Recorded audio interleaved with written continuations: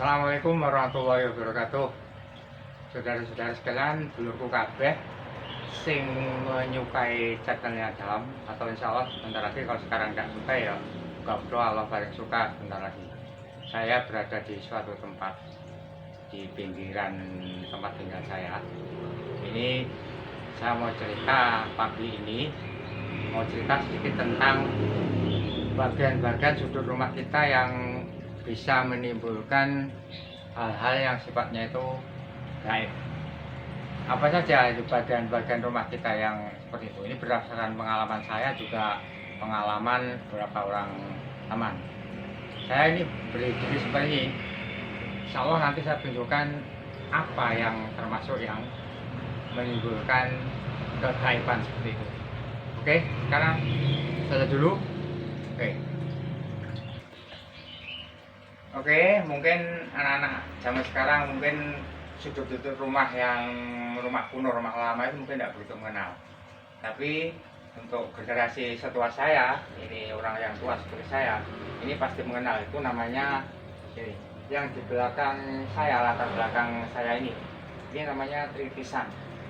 Ini tritisan rumah. Jadi tempat jatuhnya air, ini namanya tritisan. Ini satu yang bisa menimbulkan kadang-kadang mengganggu ketika kita tidur. Ini ada apa? Ini tritisan rumah. Ini tritisan. Kalau orang bilang bahasa Indonesia air cucuran atap, jatuhnya ke belimban juga, dari atas ke bawah, itu namanya tritisan. Tritisan rumah, orang Jawa bilang tritisan rumah. Oke, nanti saya tunjukkan lagi tempat-tempat yang dimaksud seperti itu. Oke, nah ini namanya ketika sama keluar ini namanya pintu utama rumah.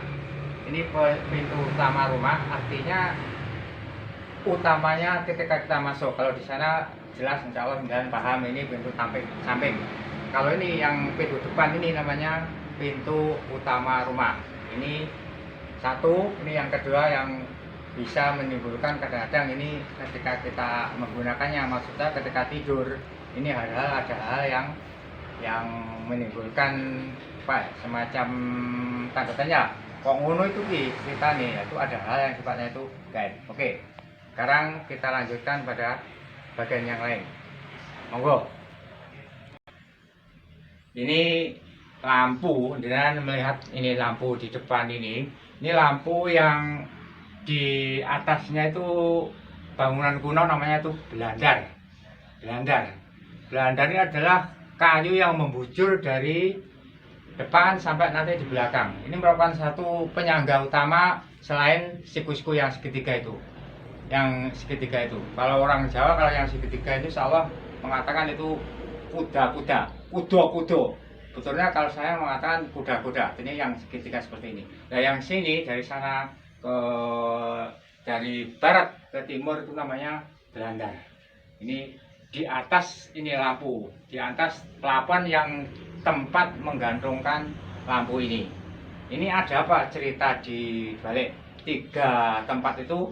Coba nanti Anda mengikuti kisah yang saya aturkan. Ini berdasarkan pengalaman beberapa orang teman dan juga saya sendiri. Apa saja? Coba ikuti terus. Monggo. Oke, yang pertama ketika saya di depan tadi, yang tritisan rumah, ini pengalaman seorang teman saya ketika saya bekerja di Badan Kesatuan Bangsa Kabupaten Tulungagung. Ini ceritanya, dia itu tidur di rumahnya di bawah tritisan rumah, di daerah tritisan rumah itu tadi. Nah, pada setengah malam, setelah dia itu tidur, karena itu ada informasi bahwa lek turun yang gini kok gini, dia itu tidak percaya. Akhirnya dibuktikan, dia tidur di sini di tritisan rumah seperti itu. Tadi rumahnya dia, bukan di sini, di rumah masing-masing orang. Nah, itu ceritanya ketika malam hari ini seakan-akan sing tidur, sing turu itu didatangi oleh makhluk-makhluk yang mengerikan. Nah, makhluk yang mengerikan itu efeknya katanya itu seisi rumah orang tadi, katakan namanya Pak Hadi gitu ya. Di sisi rumah, seluruh rumah Pak Hadi ini, penghuninya, anaknya, istrinya itu seperti ada gempa. Malam hari ada gempa. Dan juga ada semacam rintik-rintik hujan. Tik tik tik tik tik tik tik tik tik tik tik tik tik tik tik tik tik tik tik tik gitu. Seperti itu. Jadi ada gempa. Perasaannya anak-anak dan istrinya itu gitu, termasuk mertuanya. Kemudian dia itu bangun. Ketika bangun ngomong, "Nggak siapa? Dia apa?" Gitu kan. Pak itu yang Pak Hadi yang tidur itu akhirnya juga ikut bangun karena teriakan anak dan istrinya. Nah, ini rumah yang seperti itu tidur di bawah cucuran atap ini itu bukan hanya satu kali. Jadi Pak Hadinya itu besok mengulang lagi. Besok lagi, sebentar lagi sampai 2 malam berturut-turut kisahnya sama. Jadi ada semacam kekuatan gaib itu apa enggak tahu, saya jelas saya enggak paham masalah itu. Tapi yang jelas itu seisi rumah seperti ada gempa. Dan anehnya itu hanya seisi rumah. Jadi rumah tetangga ketika ditanya, "Pak, tadi malam mau ono lindu, ono gempa." Dia itu mengatakan, "Ora enek, mungkin tidak ada apa-apa, ini aman saja." Berarti peristiwa seperti itu efeknya kepada orang yang satu rumah. Ini kisah nyata seperti itu pernah saya bikin cerita bahasa Jawa, judulnya Jin Tritisan Omah atau Jin cucuran atapnya rumah. Nanti ada jinnya situ, ceritanya seperti itu. Ini cerita masalah yang tritisan rumah. Nah, untuk yang lain seperti apa? Oke, monggo jangan ikuti. Dari saya ini sementara. Oke, yang kedua ini pengalaman saya pribadi. Ada tidur di pintu masuk seperti itu, pintu masuk utama. Karena kan kamarnya saya dulu belum ada tutupnya, belum ada selambunya. Akhirnya saya tidur di luar. Ini tidur bersama anak saya, bersama istri saya di depan pintu itu tadi. Jadi kalau tidur seperti itu, hampir semalaman ini saya tidak bisa tidur. Nah, tidak tahu itu kenapa tidak bisa tidur.